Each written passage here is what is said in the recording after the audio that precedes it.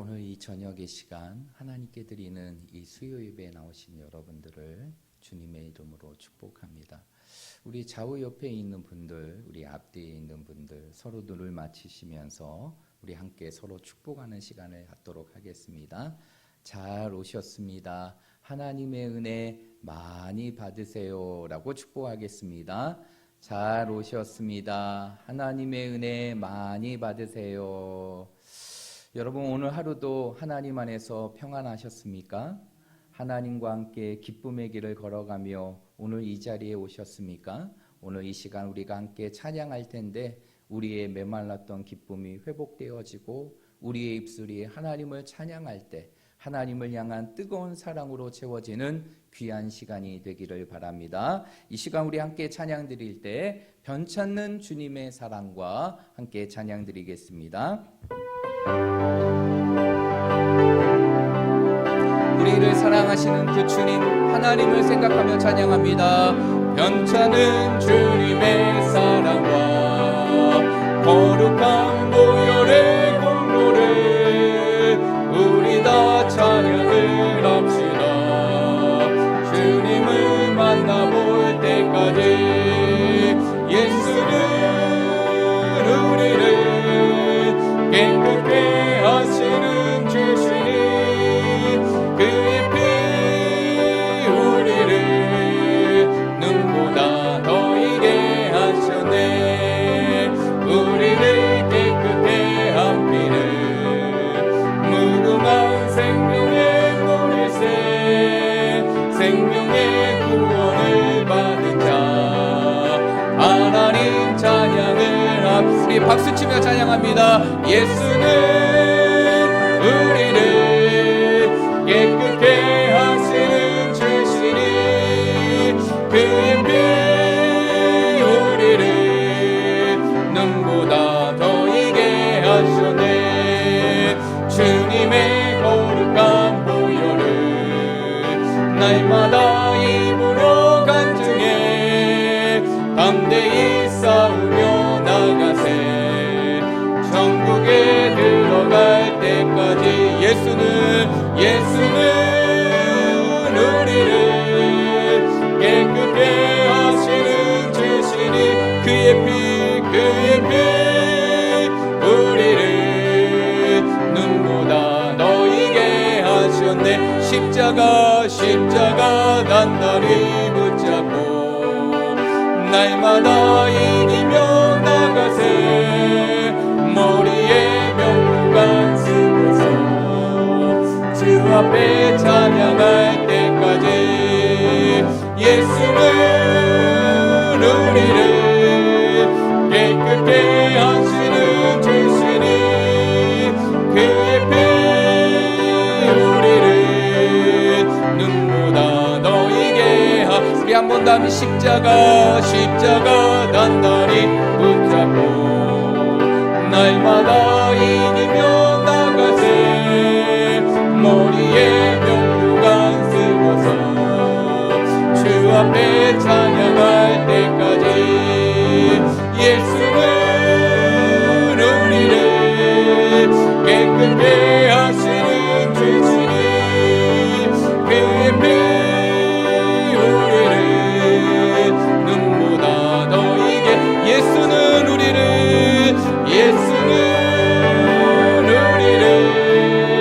깨끗게 하시는 주시니 그의 피 우리를 눈보다 더 이게 하셨네.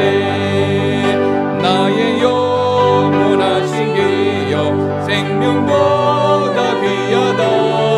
나의 갈 길 다가도록 나와 동행하소서. 주께로 가까이 나의 갈 길 다가도록 나와 동행하소서. 세상 복이 아니란다 모든 명예 버리고 험한 길을 가는 동안 나와 동행하소서. 주께로 가까이 주께로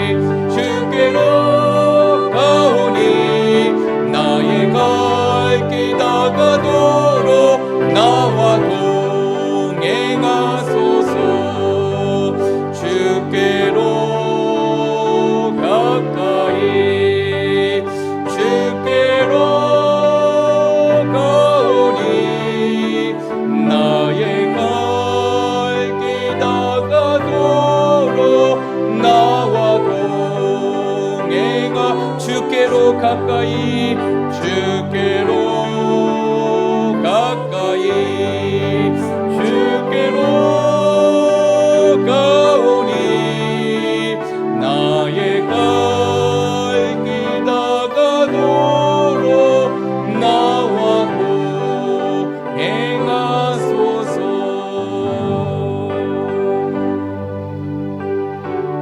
이 시간 우리가 함께 예배를 준비하는 마음으로 함께 찬양하길 기도하길 원합니다. 오늘 이 시간 우리가 함께 예배를 준비하며 기도할 것은 오늘 이 찬양의 가사와 같이 오늘 이 예배의 자리가 우리의 삶 속에 주님께 더 가까이 가는 시간이 될 수 있도록 주님과 동행하는 삶의 시간이 되고 삶의 역사가 되는 귀한 시간이 될 수 있도록 오늘 이 저녁에 우리를 부르신 하나님께서 우리들의 마음 가운데 넘치는 은혜를 베풀어 달라는 간절한 기도의 제목을 가지고 우리 함께 통성으로 기도하며 나아가겠습니다. 하나님 아버지, 이 시간 주님 앞에 기도하며 나아갑니다. 오늘도 이 저녁의 시간 우리의 쉼을 포기한 채 우리의 쉼을 내려놓고 주님과 함께하는 그 영원한 쉼의 시간을 우리의 삶 속에 누리기 위하여 오늘 이 예배의 자리에 나왔습니다. 오늘 하나님 앞에 찬양했던 이 찬양의 가사와 같이 오늘 이 저녁의 시간이 주님께 가까이 가는 시간이 되게 하시고 주님께 나아가는 시간이 되게 하시고 주님과 동행하는 삶의 시작이 될 수 있도록 인도하여 주시옵소서. 주님과 동행하는 삶의 역사가 우리의 삶 속에 다시 이루어지게 하시고 주님과 함께하는 삶의 시작이 우리의 삶 속에 열어지게 하여 주시옵소서. 오늘 이 저녁의 시간 우리를 불러주신 하나님 아버지, 우리를 이 자리에 오게 하신 하나님 아버지, 오늘 우리에게 말씀의 은혜를 더하여 주시고 말씀의 풍성함을 더하여 주셔서 우리의 모든 마음을 녹이고 말씀으로 채워지는 하나님의 풍성한 은혜가 우리의 심령 가운데 이루어지게 하여 주시옵소서. 세상의 찌든과 아픔과 힘든 속에 공허한 삶을 살아가고 신정한 기쁨을 누리지 못했던 우리들의 마음이 주님의 은혜로 채워짐을 통하여 기쁨을 회복되게 하여 주시고 세상을 살아갈 수 있는 능력을 얻을 수 있는 귀한 시간이 될 수 있도록 하나님 인도하여 주시옵소서. 사랑과 은혜가 풍성하신 하나님 아버지, 감사합니다. 오늘 이 저녁의 시간 우리의 삶의 쉼의 시간을 내려놓고 주님께 나아가는 시간이 되기 위하여 이 자리에 서게 하신 하나님 아버지, 우리의 삶이 이 세상의 그 어떤 시간보다 하나님과 함께하는 시간을 사모하게 하여 주시고 그 시간을 더욱더 귀하게 여길 수 있는 저희들의 삶이 되게 하여 주시옵소서. 오늘 이 자리에 저희를 불러주셨사오니 우리의 삶이 세상의 염려와 근심으로부터 그리고 세상의 모든 걱정으로부터 그 모든 것을 내려놓고 하나님이 주시는 평안을 누릴 수 있는 귀한 시간이 되게 하여 주시옵시며 우리의 마음마다 성령의 충만함의 역사를 허락하여 주심을 통하여서 우리의 마음이 하나님이 주시는 기쁨과 감격과 은혜의 삶으로 채워질 수 있는 귀한 시간이 되게 하여 주시옵소서. 오늘 이 자리에 온 우리 모든 성도들의 마음과 상황을 기억하여 주시옵시고 아프고 힘든 부분들이 있다면 하나님의 능력의 손으로 치유하여 주시고 모든 인생의 문제를 해결하여 주시고 이 세상의 삶 속에 지치고 낭망하여 이 자리에 섰다면 주를 앙망하는 자에게 주시는 독수리가 날개치며 올라간 같은 새 힘의 역사를 부어주셔서 우리로 하여금 이 세상을 더 담대히 살아갈 수 있는 귀한 시간이 되게 하여 주시옵소서. 하나님, 이 코로나 시대 속에서 우리 학성교회를 지켜주시고 우리 교회가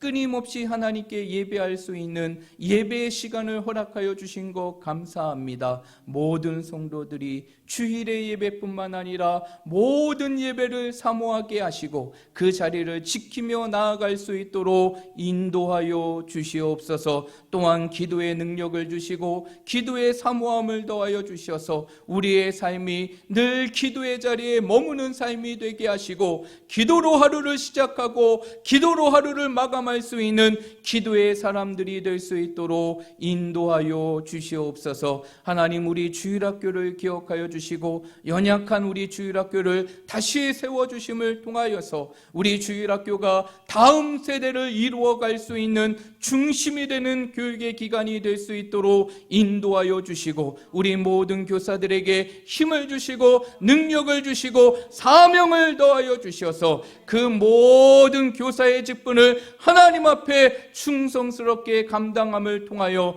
하나님의 일꾼들을 이 땅에 세워갈 수 있는 믿음의 교사들이 다 될 수 있도록 인도하여 주시옵소서. 매주마다 토요학교가 이루어집니다. 예꿈 토요학교를 통하여 그 아이들의 심령 속에 예수 그리스도가 심겨지게 하여 주시고 예수 그리스도를 닮아가며 예수 그리스도를 꿈꾸며 나아갈 수 있는 믿음의 어린이들이 될 수 있도록 인도하여 주시옵소서. 오늘 이 저녁의 시간 우리를 불러주셨사오니 우리의 가슴마다 하나님이 주시는 넘치는 역사가 있게 하여 주시옵시고 우리의 모든 육신의 피로함을 뒤로한 채 우리의 마음을 풍성케 하시는 하나님의 역사를 경험하는 귀한 시간이 되게 하여 주시옵소서. 오늘 예배하는 모든 시간 속에 하나님이 우리와 함께하여 주실 걸 믿사오며 예수님의 이름으로 기도하옵나이다. 아멘.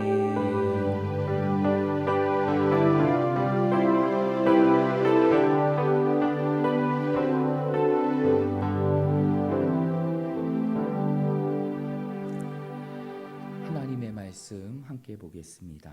하나님의 말씀은 열왕기하 22장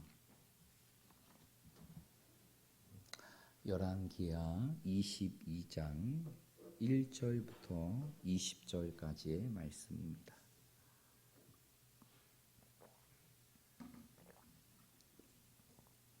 열왕기하 22장 1절부터 20절까지의 말씀입니다.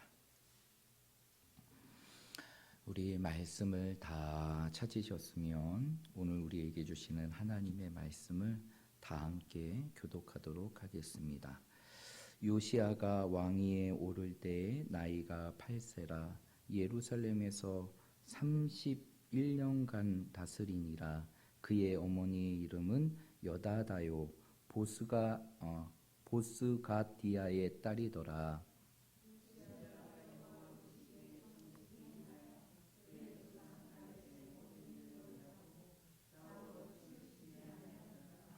요시야 왕 18째 해에 왕이 무슬람의 손자 아실리아의 아들 서기관 사반을 여호와의 성전에 보내며 이르되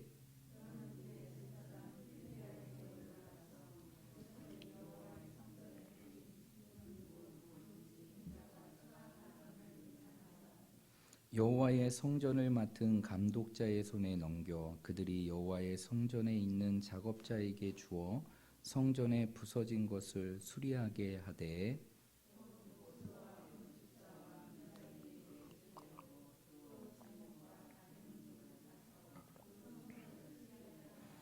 그러나 그들의 손에 맡긴 은을 회개하지 말지니 이는 그들이 진실하게 행함이니라.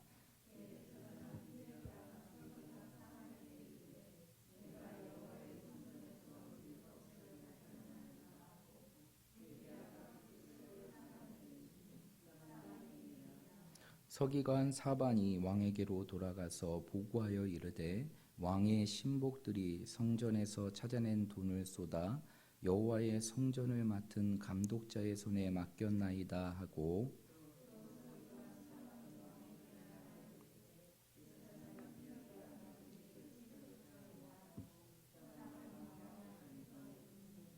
왕이 율법책의 말을 듣자 곧 그의 옷을 찢으니라.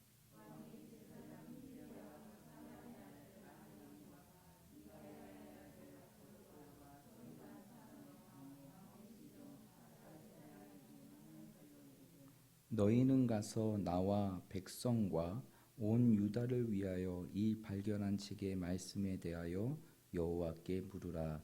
우리 조상들이 이 책의 말씀을 듣지 아니하며 이 책에 우리를 위하여 기록된 모든 것을 행하지 아니하였으므로 여호와께서 우리에게 내리신 진노가 그도다.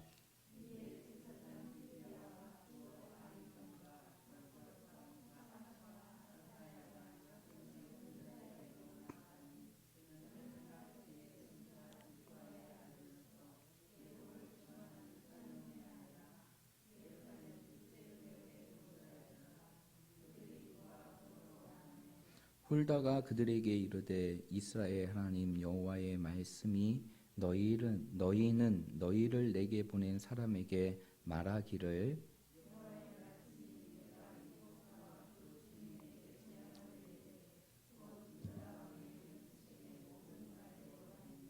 이는 이 백성이 나를 버리고 다른 신들에게 분향하며 그들의 손의 모든 행위로 나를 경노하게 하였음이라. 그러므로 내가 이곳을 향하여 내린 진노가 꺼지지 아니하리라 하라 하셨느니라.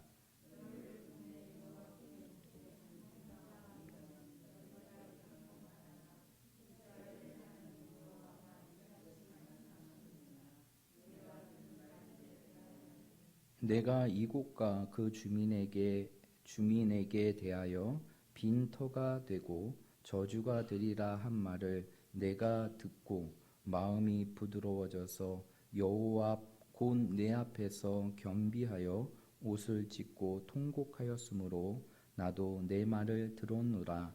여호와가 말하였느니라.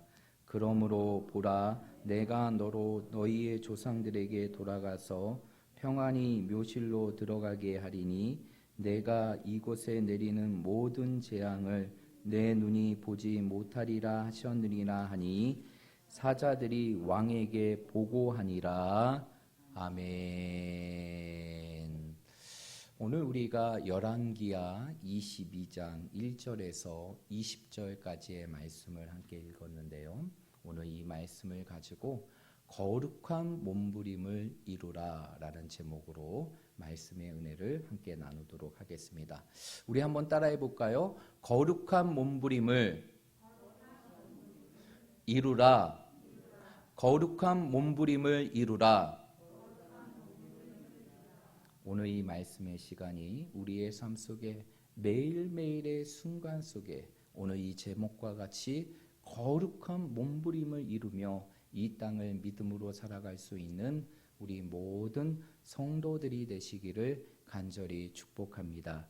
우리가 지난 시간에 남유다의 15번째 왕 그리고 므낫세의 아들이었던 어느 왕에 대한 통치를 살펴보았습니까?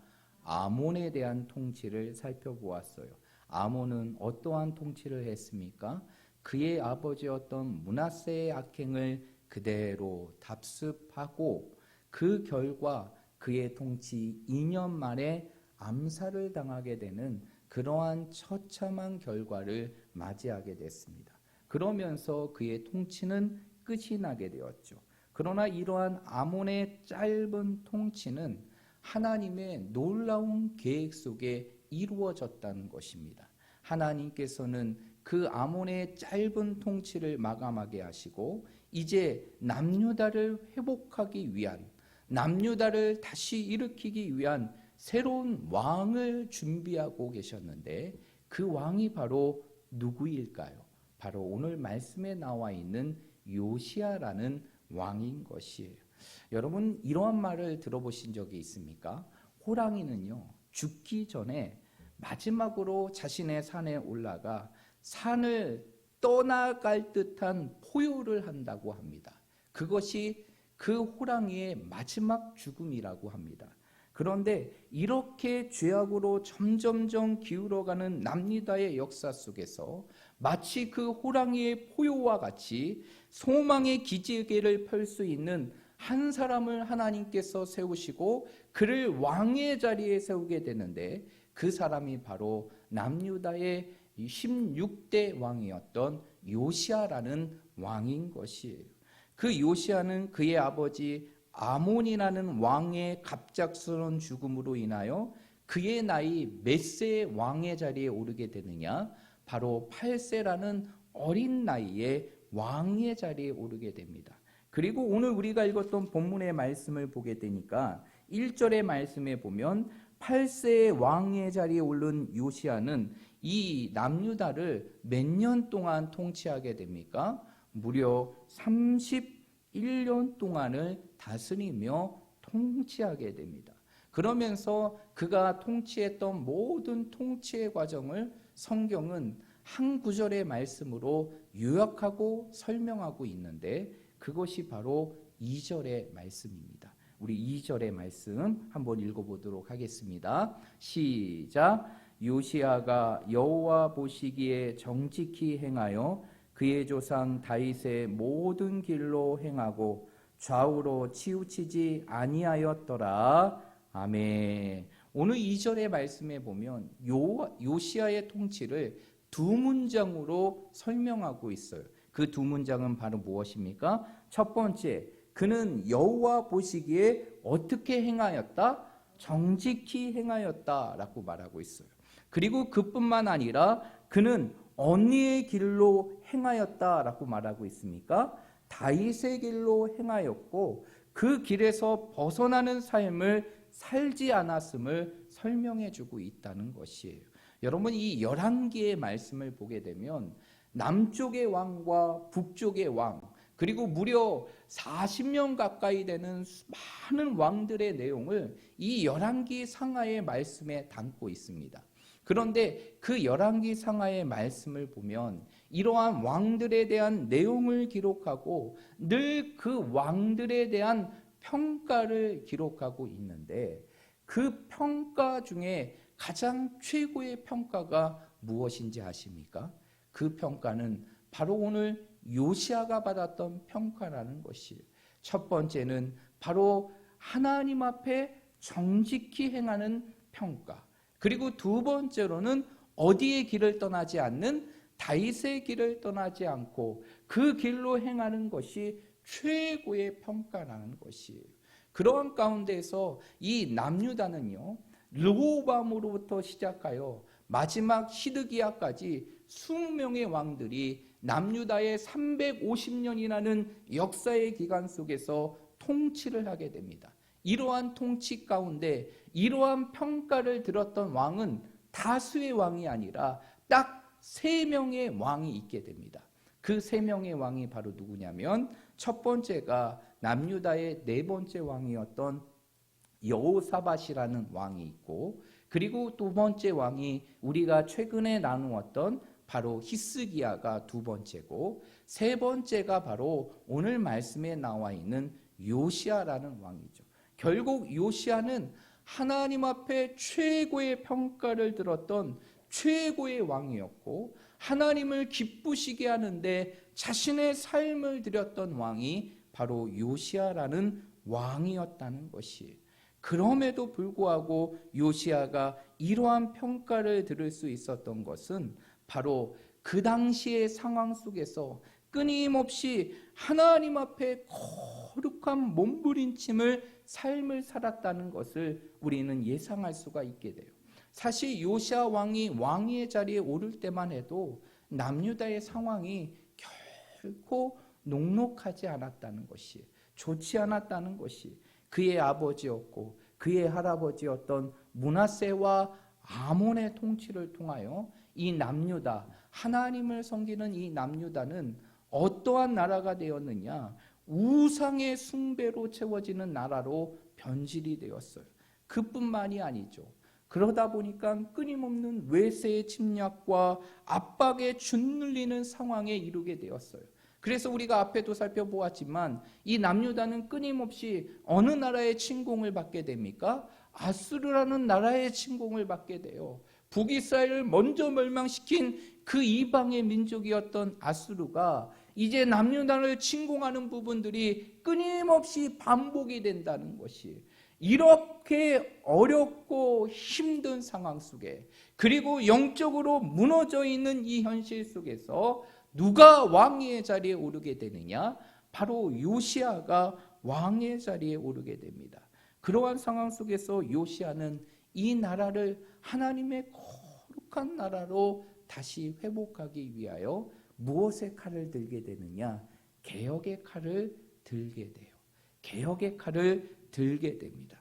그리고 그의 나이 20살, 그가 왕위에 오른 지 12년째 되는 날, 이제 이 개혁의 부분들을 나라 전체에 이루게 됩니다. 사실 오늘 본문의 말씀은 이러한 요시아의 개혁에 관한 부분들을 기록하고 있지 않아요. 그 이후에 이루어지는 요시아가 성전을 건축하고 보수하는 과정 속에서 발견된 이 율법책의 내용을 기록하고 그것을 통하여서 나라의 개혁을 일으키는 부분들을 이루어 나는데, 사실 오늘 말씀 이전에 그의 나이 20살, 그리고 왕위에 오른 지 12년이 되는 날, 그때부터 요시아의 개혁은 시작이 됐다는 것이에요. 이러한 요시아의 개혁을 담고 있는 말씀이 바로 역대하의 말씀에 나와 있습니다. 우리 역대하의 말씀을 한번 살펴볼게요. 역대하 34장. 역대하 34장 3절부터 7절까지의 말씀입니다. 역대하 34장 3절부터 7절까지의 말씀이에요. 우리 다 함께 이 말씀을 한 목소리로 읽어보도록 하겠습니다. 3절부터 7절까지의 말씀입니다. 시작. 아직 어렸을 때 곧 왕위에 있은 지 8년에 그의 조상 다윗의 하나님을 비로소 찾고 제12년에 유다와 예루살렘을 비롯해 정결하게 하여 그 산당들과 아세라 목상들과 아로새긴 우상들과 부어 만든 우상들을 제거하여 버리매, 무리가 왕 앞에서 바알의 제단들을 헐었으며 왕이 또 그 제단 위에 높이 달린 태양들을 찍고 또 아세라 목상들과 아로새긴 우상들과 부어 만든 우상들을 빻아 가루를 만들어 제사하던 자들의 무덤에 뿌리고 제사장들의 뼈를 제단 위에서 불살라 유다와 예루살렘을 정결하게 하였으며, 또 므낫세와 에브라임과 시므온과 납달리까지 사면 황폐한 성읍들에게도 그렇게 행하여 제단들을 허물며 아세라 목상들과 아로새긴 우상들을 빻아 가루를 만들며 온 이스라엘 땅에 있는 모든 태양상을 찍고 예루살렘으로 돌아왔더라. 아멘. 오늘 우리가 읽었던 3절부터 7절까지의 말씀, 역대하 34장 3절부터 7절까지의 말씀이 바로 그가 왕위에 오른 지 12년 때 그의 삶 속에서 나라를 위하여 들었던 개혁의 모습을 소개하고 있다는 것이, 이 개혁의 말씀을 쭉 보게 되면 그의 개혁은 한 가지로 요약이 되게 됩니다. 그 한 가지는 바로 무엇입니까? 우상에 짓눌려 있고 찌들려 있던 남유다 가운데 다시 한번 모든 산당과 그리고 유다 백성들이 섬겼던 모든 우상들을 다 제거하는 일을 벌이게 됩니다. 여기에서는 산당을 제거하는 것으로부터 시작하여 바알의 단을 허물게 되고 아세라의 목상을 찍어 쪼개게 되고 천재 곧 하늘을 숭배했던 태양신들을 제거할 뿐만 아니라 그들이 갖고 있었던 모든 우상들을 그것들을 제사하던 자들의 무덤 위에 뿌리게 되며 다시 한번 유다 가운데 정결의 역사를 일으키는 엄청난 개혁의 역사를 벌이게 되죠. 그런데 이것만이 아니에요. 사실 우리가 읽지 않았지만 열왕기하 23장의 말씀에 보면 이러한 요시아의 계획은 더 놀랍게 이루어지게 됩니다. 여러분들이 집에 가서 열왕기하 23장의 말씀을 한번 읽어보시면 그 요시아가 어떠한 개혁을 일으켰는지를 확인할 수 있는데, 그 개혁에 관한 부분들을 잠시 말씀드리면, 늘 우상의 숭배가 있는 곳에는 늘 따라오는 것이 한 가지가 있어요. 그게 바로 무엇입니까? 음란과 음행의 행위라는 것이에요. 그래서 늘 이방의 신들에게 제사를 한 다음에는 그 신전을 지키는 창기들과 그곳에 제사하는 사람들이 음란함을 즐겼습니다. 그래서 음란함이라는 것은 늘 우상 숭배와 함께 이루어지게 되었죠.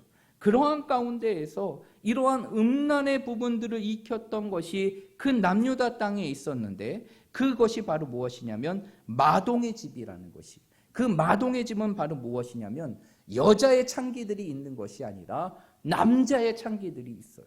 그러면서 제사가 끝나게 되면 그 남자의 창기들이 나와 남자들과 여자들과 무수한 음란한 짓을 하며 자신의 신을 즐겁게 하는 일들이 이루어지게 됩니다.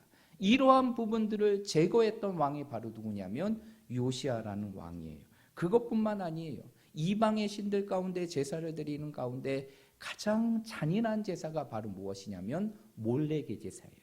몰렉에게 드리는 제사는 어떠한 제사입니까? 인신 제사입니다. 사람을 드리는 것이, 그 사람을 드리는 제사가 어디에 있었느냐? 바로 흰놈의 골짜기에 있었는데, 요시야는 그때 그 모든 제사들을 다 청소하게 됩니다. 그뿐만이 아니죠. 그 남유다 땅에는 멸망의 산이라고 불리는 곳이 있었어요. 그 멸망의 산이라고 불리는 곳이 있었는데, 그 산이 바로 무엇이냐면 솔로몬 당시 솔로몬이 그 나라의 안정을 위하여 수많은 이방의 나라들, 그 이방의 나라들의 여인들과, 그러니까 딸들과 혼인관계를 맺습니다.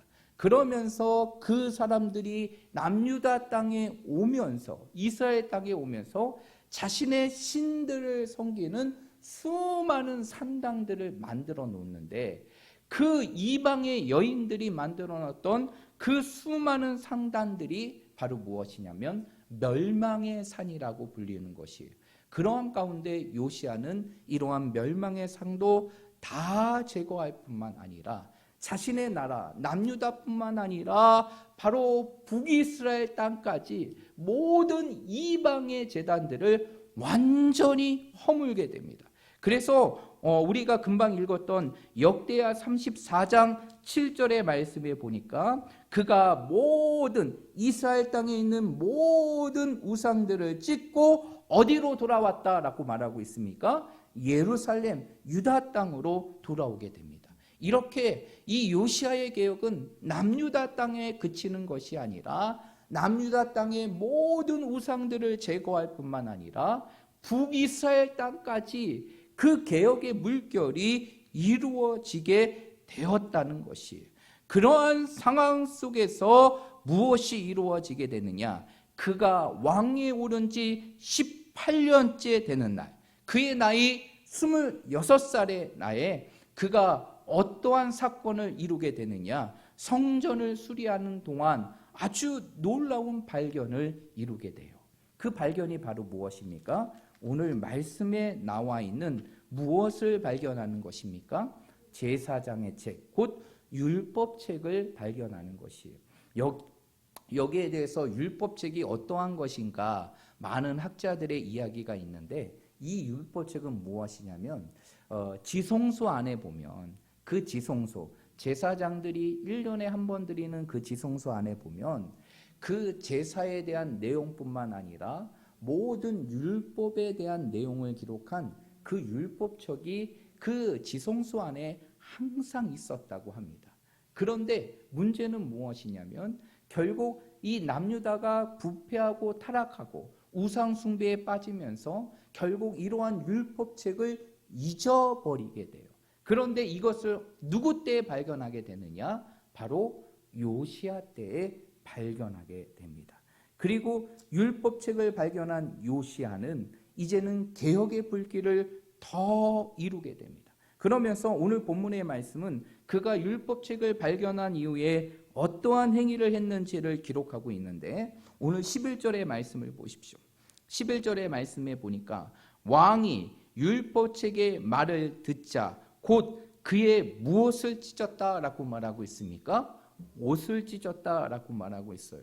여러분, 성경의 말씀을 보면 이 옷을 찢는 행위가 빈번하게 나타나게 되는데, 이 옷을 찢는 행위는 두 가지입니다. 첫 번째, 아주 극심한 분노, 무엇인가에 이뤄서 이루어지는 극심한 분노가 이를 때 자신의 옷을 찢게 됩니다. 그리고 또 한 가지의 경우가 바로 무엇이냐면 자신의 죄에 대한 회개를 이룰 때 자신의 옷을 찢게 되죠. 그러면 오늘 요시아가 자신의 옷을 찢었다는 것은 분노 때문일까요? 아니면 자신의 죄와 민족의 죄에 대한 회개 때문일까요? 바로 후자 때문이었어요. 그는 율법책을 발견한 이후에 그 율법책의 내용을 듣고 자신의 옷을 찢게 됩니다. 왜냐하면 그 율법책을 통하여서 그는 자신과 자신의 선대왕들 그리고 남유다의 백성들이 얼마나 하나님의 진노를 사게 되는 일들을 하게 되었는지를 알게 되었기 때문에, 그래서 오늘 13절의 말씀에 보니까 이러한 요시아의 고백이 담겨져 있어요. 우리 13절의 말씀, 나에게 주시는 하나님의 말씀으로 여기고 우리 13절 말씀 읽어보겠습니다. 시작. 너희는 가서 나와 백성과 온 유다를 위하여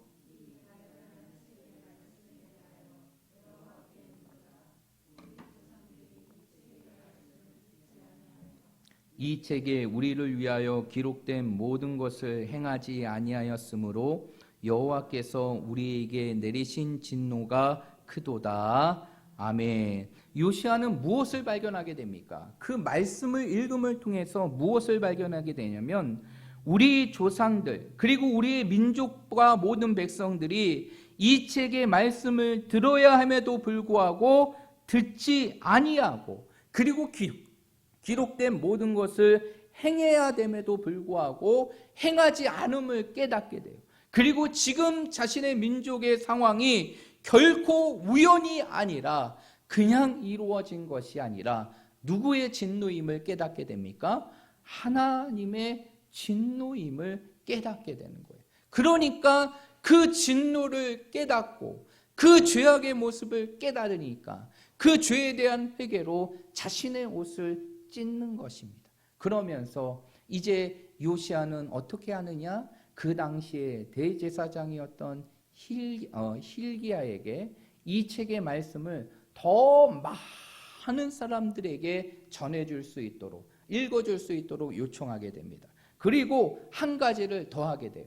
그 당시에 여선지자 한 사람이 있었는데 그 여선지자가 바로 누구냐면 14절에 나와 있는 훌다라는 선지자입니다. 이 훌다에게 이렇게 청하게 됩니다. 이제 뭘 청하게 되느냐? 이 책의 말씀을 우리가 들었는데 이제는 하나님께서 이 책의 말씀을 통해서 나와 우리 백성들에게 주시는 말씀을 내게 알게 하라 라고 얘기하게 되죠. 그리고 훌다가 하나님의 뜻을 구할 때 하나님께서는 그 여선지자였던 훌다를 통해서 그 요시아를 향한 하나님의 계획을 설명하게 됩니다. 그 계획의 말씀이 몇 절과 몇 절의 말씀에 나와 있게 되느냐? 17절부터 20절까지의 말씀에 나오게 되는데 먼저 17절의 말씀을 한번 읽어보겠습니다. 17절입니다. 시작. 이는 이 백성이 나를 버리고 다른 신에게 분향하며 그들의 손의 모든 행위로 나를 경노하게 하였습니다.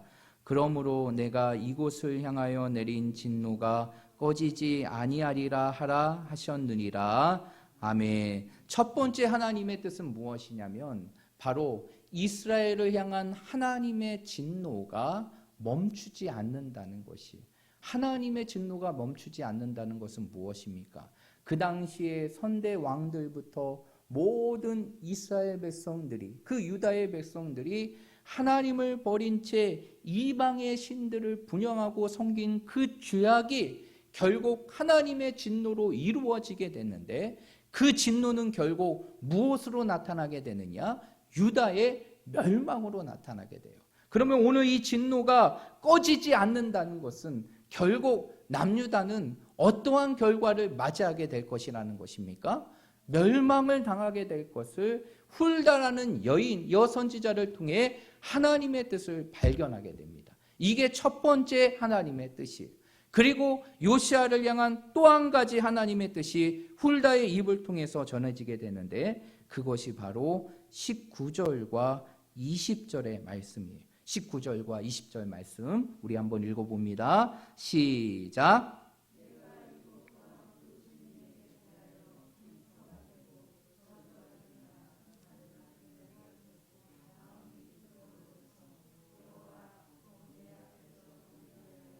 옷을 찢고 통곡하였으므로 나도 내 말을 들었노라.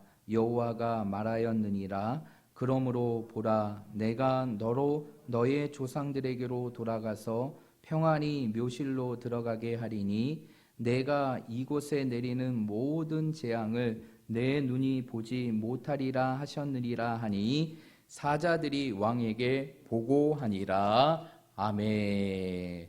오늘 19절과 20절에서 훌다라는 여선지자를 통해서 요시야에게 주어지는 또 하나의 하나님의 뜻은 무엇이에요?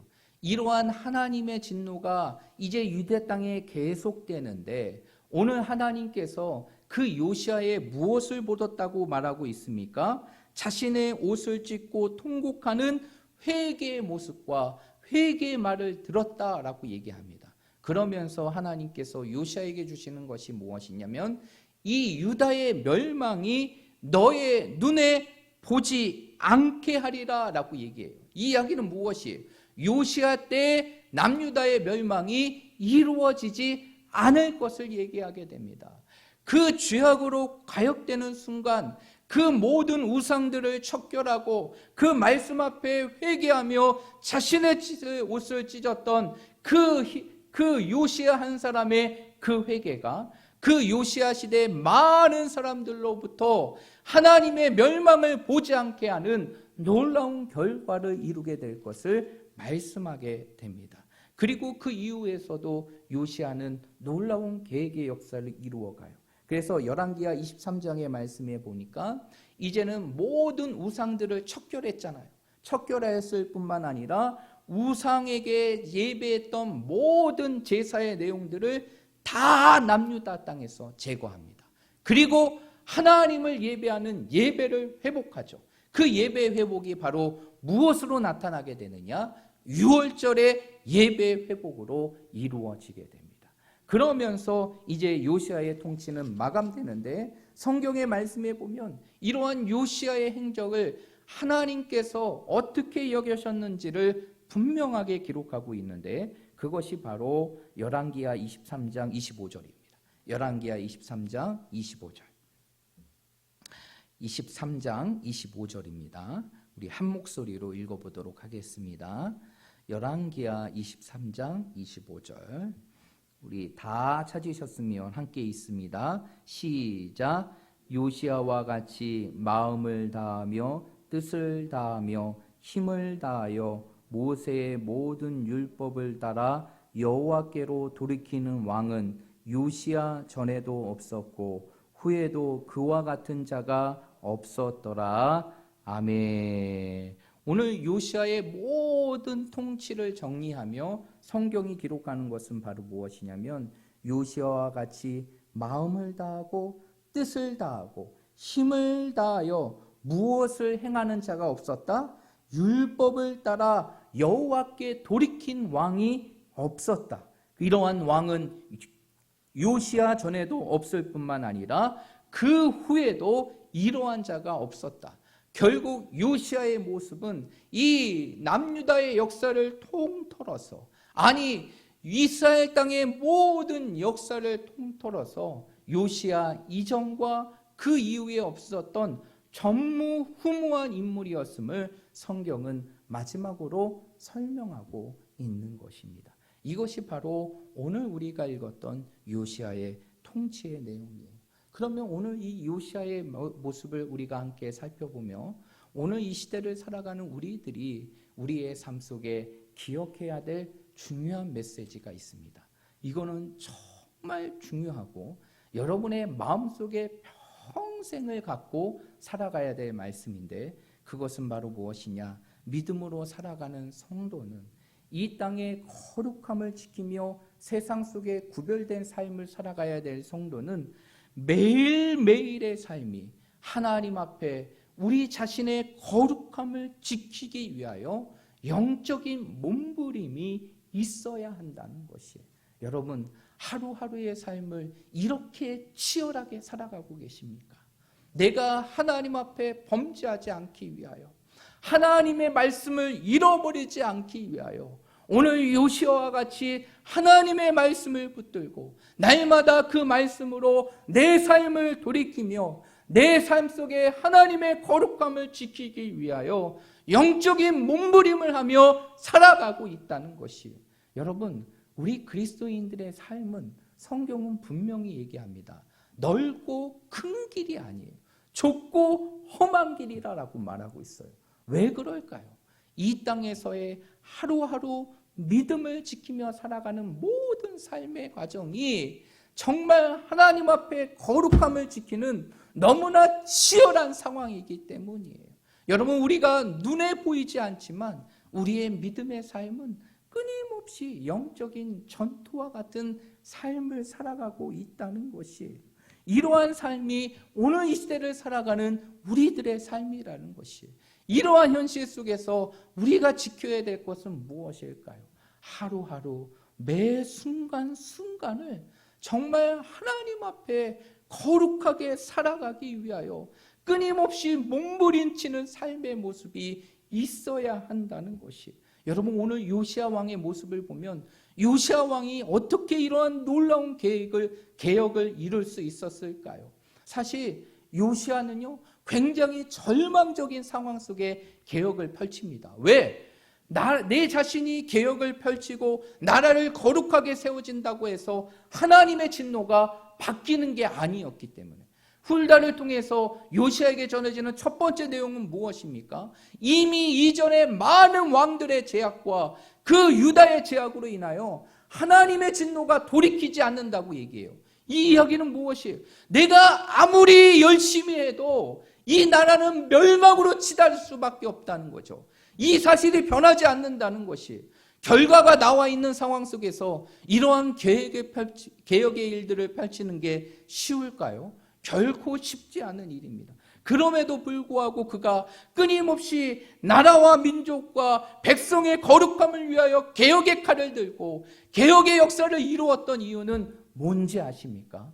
단순히 나라와 민족을 변화시키려고 하는 큰 꿈이 아니라 그 어둡고 죄악의 삶 속에서 바로 내 자신이 살아남기 위하여, 내가 하나님 앞에 거룩함을 지키기 위하여 그렇게 몸부림치는 것이 그러한 개혁의 모습으로 이루어지고 나타난 거라는 것이에요. 제가 앞에서도 얘기했지만 여러분, 우리 그리스도인의 삶은 결코 평안한 삶이 아닙니다. 여러분, 평안한 삶을 꿈꾸지 마세요. 그것은 그리스도인의 삶이 아니에요. 그리스도의 삶은 끊임없이 하루하루가 치열한 것이에요. 내 삶이 너무 평안합니까? 지금 졸음이 오는 것처럼 평안해요? 그거는 위기입니다. 위기예요. 내가 하나님의 뜻을 잘못 살아가고 있고 세상의 뜻과 적당히 타협하기 때문에 내 삶이 평안한 것이에요. 정말 믿음을 지키며 살아가는 삶의 모습은요, 하루하루가 치열합니다. 영적인 전투예요. 내가 살기 위하여 몸부림칠 수밖에 없는 것이 우리의 현실이라는 것이에요. 이러한 사실, 이러한 현실 속에서 우리가 살아야 되는 모습은 무엇입니까? 하루하루 매 순간 나에게 주신 그 믿음의 모습을 지키기 위하여, 이 세상을 따르지 않기 위하여, 세상 속에서 구별된 삶을 살아가기 위하여 끊임없이 몸부림치는 그 몸부림의 삶이 우리에게 있어야 한다는 것이에요. 그래서 내 인생의 삶이 정말 죄악으로 치우쳐지지 않고 하나님과 멀어지지 않기 위해서는 우리의 삶이 하루하루 매 순간순간마다 하나님의 말씀을 붙들며 살아갈 수밖에 없고, 기도를 쉬며 살아갈 수가 없으며 하나님께 드리는 예배를 거를 수 없는 삶이 되는 것이, 이것이 내 삶 속에 사라지면 결국 내 믿음은 완전히 무너지기 때문에, 여러분, 우리의 삶 속에서 딱 한 달만 하나님 없이 살아보십시오. 우리의 삶이 어떻게 바뀌나. 딱 한 달만 내 삶 속에 기도도 사라지게 하고 그리고 말씀도 없이 살고 예배도 없이 딱 살아보십시오. 내 인생의 삶이 얼마나 추악하고 더럽고 죄악의 삶으로 바뀌는지, 얼마나 나 자신의 이익으로 바뀌는 삶을 살아가게 되는지 우리의 눈으로 보게 될 것이, 이것이 바로 우리가 살아가는 삶이라는 것입니다. 이러한 삶 속에서 우리는 살아남기 위하여 뭐 해야 되느냐? 거룩한 몸부림을 치며 하루하루를 살아가야 한다는 것이, 하루하루의 삶이 이 거룩한 몸부림치며 살아갈 때 우리는 비로소 이 땅에서 하나님이 기뻐하시는 그 믿음의 모습을 지키며 살아갈 수 있는 것입니다. 여러분, 우리의 삶 속에서 하루하루마다 얼마나 많은 믿음의 포기와 절망과 그리고 모든 것을 내려놓고 싶은 인생의 순간들이 우리에게 찾아옵니까? 여러분, 오늘 하루의 삶을 생각해 보십시오.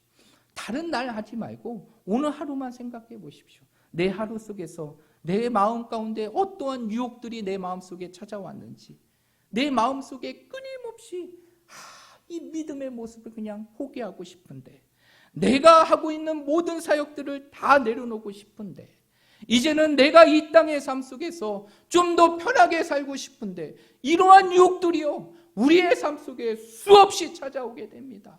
수없이 우리의 마음을 두드리게 돼요. 이러한 삶이 우리의 삶인데, 이러한 삶 속에서 우리는 어떻게 우리의 믿음을 지킬 수 있을까요? 그 삶 속에서 하루하루 거룩함을 위한 영적인 몸부림이 있어야 한다는 것이에요. 여러분, 제가 새벽 예배를 인도한 지가 벌써 목사 안수를 받고 20년이 넘었어요. 20년 동안 새벽 예배를 거의 지키려고 몸부림치고 새벽 예배를 인도하며 왔습니다.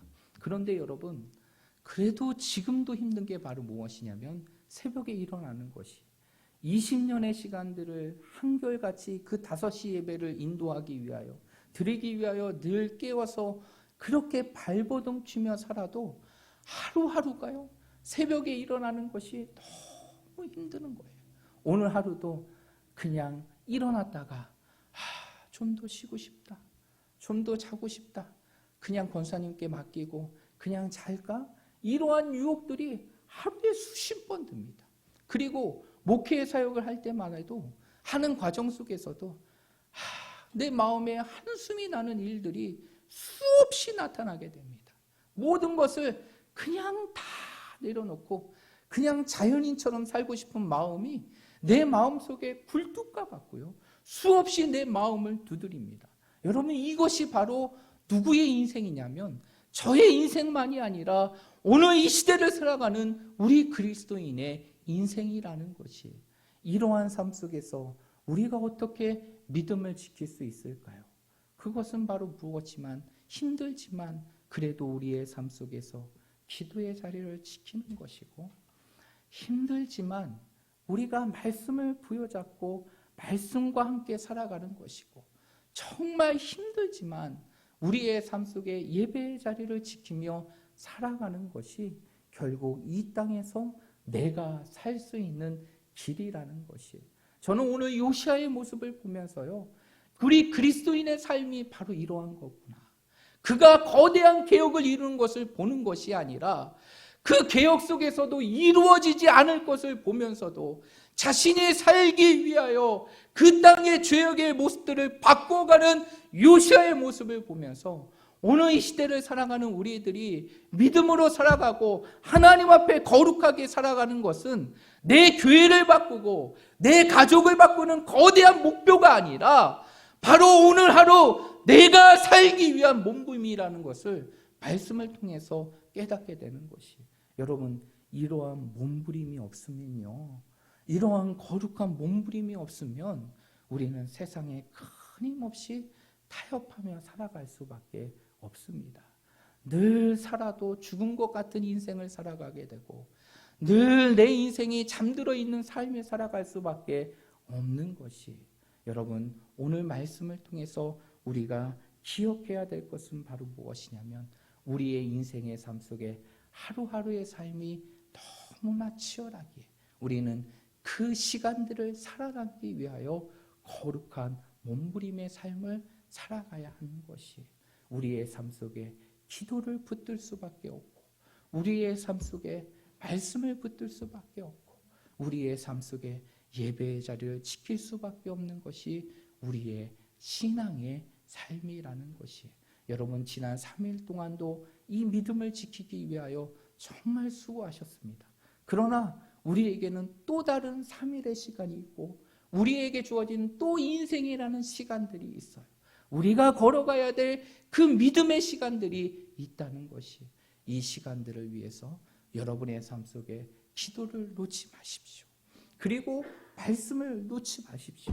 힘들지만 예배를 지키며, 예배의 자리를 지키며 살아가십시오.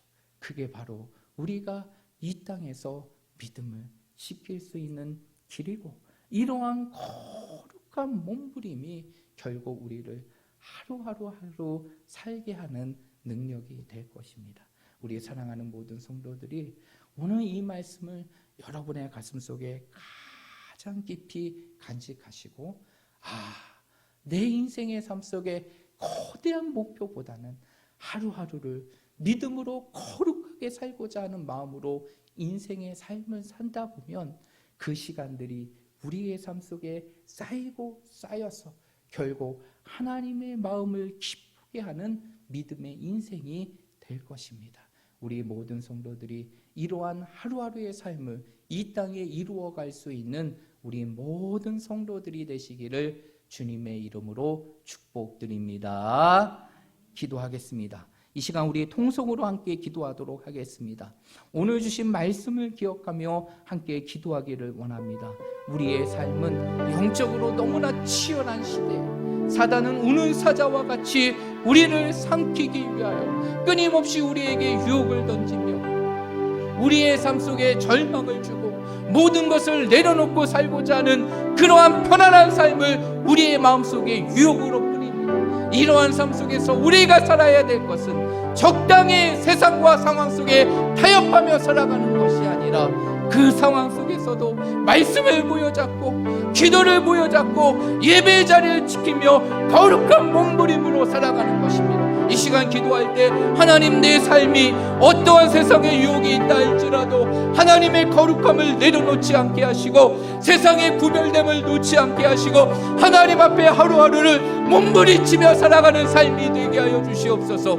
이 땅의 삶을 끊임없이 믿음의 승리로 살아갈 수 있는 삶이 되게 해달라고, 이것을 위하여 내가 기도하게 하시고, 이것을 위하여 말씀을 붙들게 하시고, 이것을 위하여 예배의 자리를 지키고 하나님과 함께 살아갈 수 있는 우리들의 삶이 되게 해달라고, 이 기도의 제목을 우리 다 함께 통성으로 기도하며 나아가겠습니다. 하나님 아버지, 이 시간 주님 앞에 기도하며 나아갑니다. 오늘 이 시간 하나님이 주시는 귀한 말씀을 통하여서 우리가 살아가는 하루하루의 삶이 얼마나 치열한 삶이라는 것을 우리의 삶 속에 깨닫게 하심을 감사합니다. 하나님, 오늘 하루의 삶도 하나님이 주시는 믿음을 지키게 하심을 감사합니다. 그러나 우리의 삶 속에 또 다른 내일의 삶이 펼쳐지고 우리의 인생의 삶이 펼쳐집니다. 그 현실 속에서 우리는 살아남기 위하여 영적인 몸부림을, 그리고 거룩한 몸부림을 치며 이 세상을 살 수밖에 없음을 고백합니다. 하나님, 이것을 위하여 우리의 삶 속에 기도가 쉬지 않게 하여 주시고, 이것을 위하여 우리의 삶 속에 말씀을 부여잡고 살아가게 하여 주시옵소서. 이것을 위하여 날마다 예배의 자리를 지키며 살아갈 수 있는 우리들의 삶이 되게 하여 주시옵소서. 내 삶이 너무 평안합니다. 그것이 내 인생의 삶에 아버지 결코 좋은 일이 아님을 인정하게 하시고, 내 삶 속에 하루하루를 치열하게 살아가고 이 땅에서 믿음을 지키고 거룩한 하나님의 백성으로 이 땅의 삶을 살아갈 수 있는 우리들의 삶이 될 수 있도록 하나님이 인도하여 주시옵소서. 남은 3일의 시간들이 우리에게 남겨져 있습니다. 이 세상 속의 삶을 살아갈 때 우리 쓰러지지 않도록 하나님 붙들어 주시고, 세상의 유혹에 넘어가지 않도록 우리를 붙들어 주시고, 세상과 타협하며 하나님이 주시는 거룩함을 잃어버리지 않도록 하나님께서 지켜주셔서 남은 3일의 시간 속에서도 이 치열한 상황 속에 거룩한 몸부림으로 하나님이 주시는 믿음의 삶을 살아갈 수 있는 저희들이 되게 하여 주시옵소서. 우리가 살아가는 이 세상이 얼마나 치열한지를 우리가 알고 있으나 때로는 우리의 삶 속에 그것을 잃어버린 채 내 삶 속에 편안함과 그리고 즐거움을 따라 이 세상을 살아갔던 우리들의 모습이 있었음을 고백합니다. 오늘 요시아의 모습을 통해 우리가 이 땅에서 믿음을 지키는 삶은 결코 평안한 길이 아니라 하루하루 거룩함을 위하여 몸부림치는 삶을 살아야 되는 것임을 우리의 삶 속에 깨달았사오니 이제 남은 3일의 시간 속에서도 거룩함을 위하여 말씀을 부여잡고 살아가게 하시고 그 거룩함을 지키기 위하여 늘 깨어 기도하게 하여 주시옵시고 그 거룩함을 지키기 위하여 우리의 삶 속에 예배의 자리를 포기하지 않을 수 있는 저희들이 되게 하여 주시옵소서. 그래서 남은 3일의 시간 속에서도 믿음을 지키며 승리하는 삶을 살아가게 하시고 이 땅의 영적인 거룩한 몸부림을 날마다 이루며 승리하며 살아갈 수 있는 저희들 되게 하여 주시옵소서. 남은 3일의 시간 속에 세상의 유혹에 치우치지 않도록 우리를 붙잡아 주시고 영적인 잠듦의 삶을 살아가지 않도록 우리를 깨워주시고 날마다 하나님의 능력의 손으로 우리를 보호하여 주셔서 모든 유혹과 사단의 계략 속에서 날마다 믿음을 지키며 하나님이 기뻐하신 거룩한 길을 이 땅에 이루어갈 수 있는 저희들이 되게 하여 주시옵소서. 3일의 시간 속에서도 하나님이 우리와 함께하여 주실 걸 믿사오며 예수님의 이름으로 기도하옵나이다. 아멘.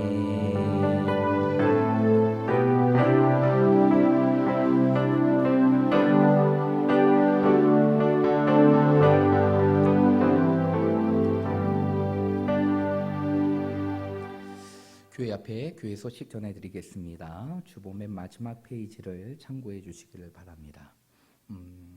다른 내용들은 주보에 있는 내용들을 보시면 될 것 같고요. 우리 박매자 원사님께서 이제 지난 일주일이 조금 넘는 시간 대상포진으로 인해서 병원에 입원하시고 병원 치료를 받으셨는데 정말 여러분들의 기도를 통해서 정말 기적과 같이 이제 다행히 먹는 약이 통증을 가라앉는데 효력을 갖게 해서 이제 병원에서 퇴원하셨습니다. 그리고 이제 오늘부터 집에서 이제 쉬시면서 약을 통해서 치료하는 일들을 하게 되는데 여러분 많이 기도해 주시고 우리 권사님 연약한 부분들을 하나님이 고쳐주시고 건강한 부분으로 다시 이 자리에 우리와 함께 설 수 있도록 여러분 기도해 주시기를 바랍니다. 그리고 이제 또 한 가지 기도 제목을 여러분들에게 드리려고 합니다. 얼마 전에 우리 미얀마의 김명희 선교사님이 오전 예배 때 오셔서 말씀을 전해 주셨어요. 그러면서 사실 우리에게 이제 기도의 제목들을 이제 주셨는데 그 기도의 제목 중에 하나가 바로 무엇이냐면 이제 본인이 돌아가서 이제 바고 1교회, 바고 2교회를 이제 섬길 수 있는 사택을 짓는 일이 이제 그 선교사님 사역 가운데 남겨져 있었거든요. 그것을 위해서 이제 기도 부탁을 하셨습니다. 그리고 이제 그 일을 위해서 지난 주일에 우리 장로님들과 함께 논의를 했습니다. 어떻게 했느냐? 우리가 선교사님을 우리가 직접 파송하진 않지만 우리가 함께 협력하고 있는 선교사님인데 우리가 조금이라도 도움을 드렸으면 좋겠다. 그래서 논의를 했는데 사실 지금 선교원금 자체가 한 200만 원이 조금 넘게 있는데 이게 매월 선교비로 나가는 금액이 있기 때문에 사실 이 부분들을 건들기가 어려운 거예요. 그래서 그렇다고 해서 아직까지 재정이 이렇게 넉넉하게 있지 않아서 그 부분들을 이제 하지 못하고 결국 보류를 시켰거든요. 보류를 시켰는데 이틀 전에 저한테 한 통의 전화가 왔습니다. 한 장로님께서 전화가 와서 정말 장로님 권사님 부부가 이 일을 위해서 100만 원을 헌금을 하시기로 하셨어요. 그래가지고 이제 그것이 이제 시작이 돼서 이제 제가 마음속에 어떠한 마음을 품게 되느냐, 목사님이 이제 선교사님이 가셔서 이제 사택을 짓는데 총 비용이 3천만 원이에요. 근데 그 선교사님이 굉장히 열정적이라 그 바고 1, 2교회를 하는데도 자신의 모든 사비뿐만 아니라 은퇴 자금까지 다 털어서 그 교회를 지은 겁니다. 자기의 신욕으로 낼 수 있는 모든 빚은 다 해가지고 낸 거예요. 여러분, 건축을 한다는 게 파송교회가 있다고 해서 다 대주는 게 아닙니다. 일부만 대주는 거고 결국에는 자신이 그거를 해결해야 되는 거예요. 그러한 가운데서 이제 다 자기가 할 수 있는 돈은 다 했어요. 근데 더 이상 돈은 없고 결국 교회 사역을 왕성하게 이루어가기 위해서는 사택이 빠져야 되는 상황에 이를 수밖에 없었거든요. 그래서 이제 사택을 어떻게 하든 간단하게라도 작게라도 짓기 위해서 3천만 원의 비용을 이제 예산하고 이제 그것을 위해서 기도하고 있는데, 이제 제가 장로님과 통화를 하면서 이제 장로님 권사님 부분이 100만 원을 헌금하신다라고 말씀을 하시자 제 마음 가운데, 그러면 우리가 조금 더 돈을 보태서 우리 선교사님이 선교의 사역에 힘이 될 수 있도록 좀 도와드렸으면 좋겠다라고 생각이 듭니다. 그러면서 이제 제가 또 일부를 드리고 그렇게 해서 한 150만 원 정도의 비용이 지금 만들어졌어요. 그런데 제가 우리 선교사님께 드리고 싶은 거는, 그래도 우리가 다 드리지 못하지만 10분의 1, 3천만 원의 10분의 1, 300만 원은 좀 드려야 되지 않을까 생각이 듭니다. 그래야지만 지금 다른 교회들도 어렵기 때문에 그 부분들이 조금이라도 힘이 될 것 같아요. 그래서 제가 여러분들에게 기도 부탁드리는 것은, 이제 나머지 150만 원의 비용이 남겨져 있는데 이 비용의 부분들이 하나님의 은혜 가운데 채워질 수 있도록, 그래서 정말 우리가 선교사님의 사역을 좀 도울 수 있는 그러한 기회가 되었으면 좋지 않을까 생각을 하고 여러분들께 기도의 부탁을 드립니다.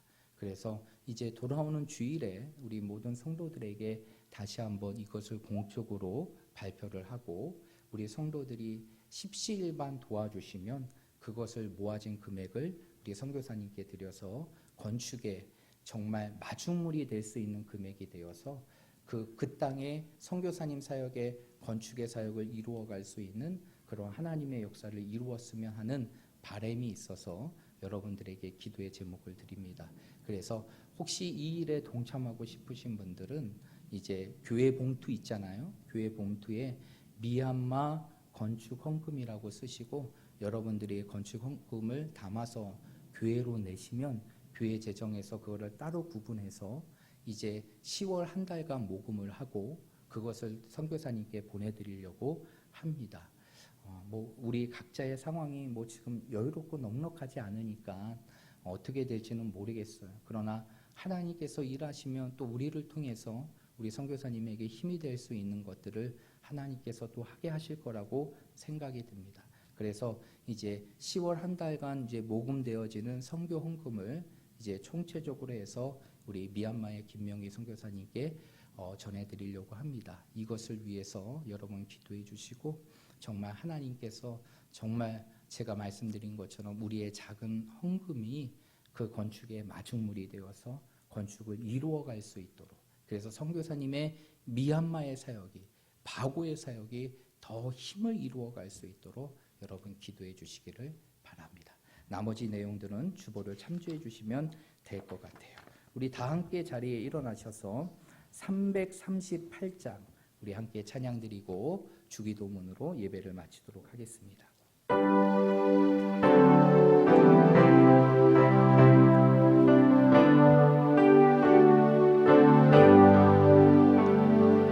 내 주를 가까이 하게 함은 십자가 죄 같은 고생이나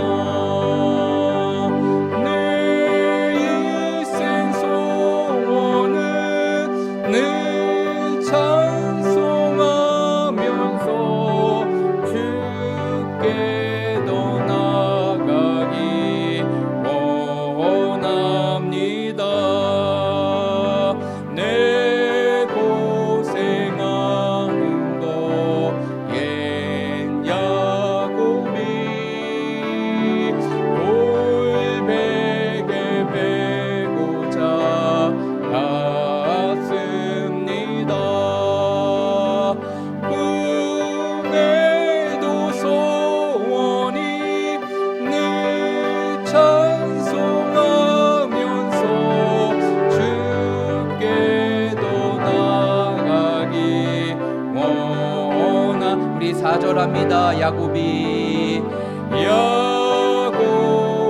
잠 깨어 일어나는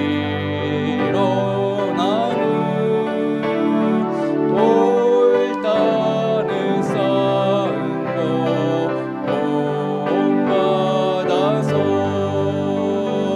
숨질 때 되도록 늘 찬송하면서 주께 더 나아가기 원합니다.